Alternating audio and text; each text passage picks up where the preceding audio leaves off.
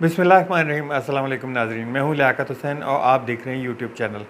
तो जैसा कि आपको मालूम है कि पंजाब असम्बली के जो इंतखाबात हैं वो इलेक्शन कमीशन ने उनको मुलतवी कर दिया गया है। आज आज़म तार साहब ने एक जो वज़ीर कानून हैं उन्होंने एक प्रेस कॉन्फ्रेंस की। उन्होंने कहा ये बहुत अच्छा इक़दाम है और इससे जो है वो एक खूनी इलेक्शन से बच गए हैं, क्योंकि इस वक्त जो है पोलराइजेशन बहुत ज़्यादा हुई है, जिसकी वजह से डर था कि बहुत ज़्यादा ख़तरा था। और दूसरी वजह ये बयान की जा रही है कि इन इंतखाबात को कोई भी नहीं मानेगा। तो इन इंतखाबात को कोई नहीं मानेगा तो आप पूरे एक साथ इलेक्शन करवा दें, या कम अज़ कम एक हुकूमत गारंटी दे दे ना पाकिस्तान तहरीक इंसाफ को या जो भी इलेक्शन के हैं कि हाँ जी हाँ 8 अक्टूबर को हम लोग फ़लाँ डेट को हम लोग असम्बलियाँ जो है वो डिज़ोल्व कर देंगे। क्योंकि काफ़ी सारे मुबसरीन जो वो सहाफ़ी हैं वो ये कह रहे हैं कि बहुत अच्छा इक़दाम है कि 8 अक्टूबर को जो है ये पूरे इलेक्शन, पूरे मुल्क के इलेक्शन एक साथ ही हो जाएंगे।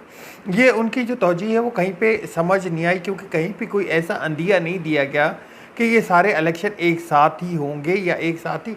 आपने किससे बैठ के मुशावरत की है? किसी से बैठ के मुशावरत की हो तो बताएं। ये तो इलेक्शन कमीशन ने एक वो किया है ना, वो भी आपकी समझे कि आपकी ख्वाहिशात को पूरा करते हुए उन्होंने ऐसे जो है कर दिया। अच्छा, तहरीक इंसाफ ने जो है कल सुप्रीम कोर्ट में इस फैसले को चैलेंज करने का अंदिया दे दिया गया, क्योंकि आइन के मुताबिक इलेक्शन जो है वो 90 डेज़ के अंदर हर सूरत में होने हैं। असद उमर ने इस बारे में कहा कि जी कोई मोहसिन नकवी ने कोई वर्दी थोड़ी पहनी हुई है कि वो 90 दिन का कह के इलेक्शन को आगे ले जाएं। एग्जैक्ट 90 दिन के बाद जो है मोहसिन नकवी साहब और जितनी भी केयर टेकर हुकूमत है ये अगर इलेक्शन नहीं करवाते तो ये एक तरह से जो है वो इन सब पे आर्टिकल 6 लगेगा। और इनको एक बहुत बड़ा खौफ ये है कि कल जो है सुप्रीम कोर्ट एक सेकंड में इस सारे मामले को उड़ा के रख देगी, क्योंकि उनकी तरफ से तो क्लियर है, उन्होंने तो आइन के अंदर बाउंड रहना है और उन्होंने आइन के अंदर ही ये फैसला करना है 90 डेज़ के अंदर। उन्होंने इनको एक जो था इंडिकेशन ये दी थी कि आप लोग बैठ के आपस में फ़ैसला कर लें। अगर आपकी बाहमी मुशावरत होती है तो आप इलेक्शन जो है वो अपनी एक तारीख थोड़ी सी आगे ले जा सकते हैं या कुछ इस पे अमेंडमेंट कर सकते हैं, लेकिन उस सूरत में कोई बातचीत नहीं हुई इनके दरमियान। तो काफ़ी जो है इसके ऊपर राना सनाउल्लाह साहब तवजीह दे रहे हैं कि जी ये इलेक्शन तो अच्छा हुआ कि एक मुतमिल फ़ैसला है और पार्लियामेंट में खड़े होकर इसके ऊपर बात की कि जी सिक्योरिटी का बड़ा रीज़न है। सिक्योरिटी का अब 2 सूबों में बड़ा रीज़न है, तो क्या 8 अक्टूबर को सिक्योरिटी का रीज़न ख़त्म हो जाएगा या क्या हो जाएगा? उन्होंने एक और इसकी तवजीह दी कि 2007 में बेनज़ीर भुट्टो के जो वाक़या हुआ था उसमें 5 महीने इलेक्शन डिले हो गए, ऐसा कुछ नहीं हुआ। 27 दिसंबर 2007 को मोहतरमा की डेथ हुई थी और असैसिनेशन की गई थी और फरवरी में जो है वो इलेक्शन करा दिया गया था। उस वक्त की जो वीडियोस हैं नवाज़ शरीफ साहब की और जो बाकी लोगों की, वो तो ऐसी है कि जी इलेक्शन से हम लोग 2 मिनट आगे नहीं जा सकेंगे, इलेक्शन से हम लोग 5 मिनट आगे नहीं जाने देंगे। आज वही सारे बैठ के कोई ना कोई दलीलें पेश की जा रही हैं कि जी इलेक्शन को हमने आगे किया और इस तरह से कर सकते हैं और ये एक तरह से सिक्योरिटी का मामला है। दूसरी जानिब एक ये भी खदशा क्या इजहार किया गया कि IMF हमें कह रहा है कि आप इन हालात में, इन मईशत के हालात में आप जो है वो इलेक्शन पे नहीं जा सकते, क्योंकि ख़र्चा आएगा। इसका ख़र्चा कितना 8-10 अरब रुपए मांगे थे इलेक्शन कमीशन ने। दूसरा IMF की तरफ से भी बयान आ गया। IMF ने कहा हमने तो ऐसा कुछ भी नहीं कहा है कि आप इलेक्शन को पोस्टपोन करें कि इस पे ख़र्चा ज़्यादा आएगा, हमने ऐसी कोई भी नहीं दी। इसकी बाकायदा इसके ऊपर जो है कामरान खान साहब ने भी एक मैसेज भी किया, उन्होंने इजहार भी किया कि उनकी तरफ से तो कोई ऐसा वो नहीं है। वो उनके सरबराह को ऐसे झूठ मत फैलाएं कि जिसकी वजह से अब बाहर के इदारों को सामने आके उसको क्लियरिंग देनी पड़ती है।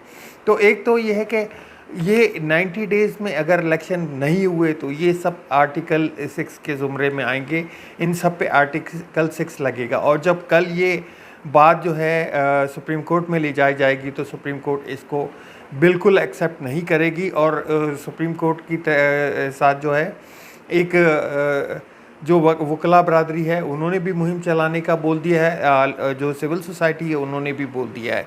अच्छा, एक और बात सुनने में आ रही है कि थर्ड पार्टी की ने बैठ के एक बात की है कि जी थर्ड पार्टी जो है वो बैठ रही है। थर्ड पार्टी है कौन? थर्ड पार्टी का आज मैं भी आपको क्लियर कर देता हूँ। थर्ड पार्टी सिविल सोसाइटी है।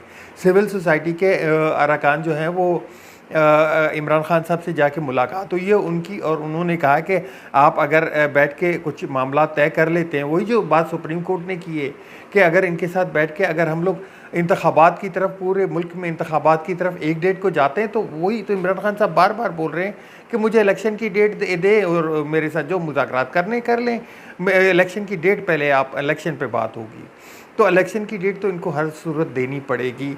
इलेक्शन वो भी कल से पहले, क्योंकि कल तो सुप्रीम कोर्ट का जो होगा, अगर सुप्रीम कोर्ट में चैलेंज होता है, सुप्रीम कोर्ट देखें इसको कैसे लेती है। अभी एक ताज़ा तरीन अपडेट के मुताबिक अज़हर मशवानी साहब को जो है उनके घर से के बाहर से उठा लिया गया है, उनको अरेस्ट कर लिया गया है। रोज़ाना एक ना एक नई अरेस्ट होती है और उसको 2 दिन या 3 दिन के बाद हुकूमत को सुबकी होती है और वो रिहा हो जाता है। कोई ऐसा केस नहीं होता, उनको बनाया जाता है।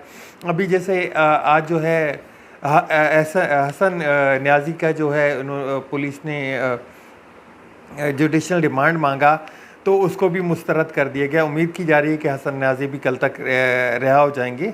अच्छा, एक और बड़ा जो है जिस पे बड़ी बात हो रही है कि उज़्मा बुखारी साहब ने एक बड़ा अजीब बयान दिया है। उन्होंने कहा हुकूमत जिसको मरवाना चाहती है ना, तो फिर बचता नहीं है। इमरान खान को जो गोलियां लगी हैं वो फेक हैं या वो उन्होंने ख़ुद मरवाई हैं।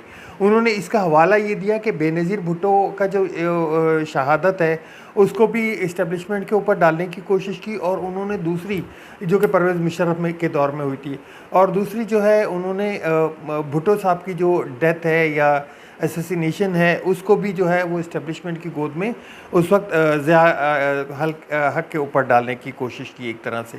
तो अब तक के लिए इतना ही, मिलते हैं नेक्स्ट व्लॉग में आपसे, और आपके अपना और अपने दोस्तों का ख़ास ख्याल रखिएगा। चैनल को सब्सक्राइब ज़रूर कीजिएगा, शेयर ज़रूर कीजिएगा। अल्लाह हाफ़िज़। पाकिस्तान ज़िंदाबाद।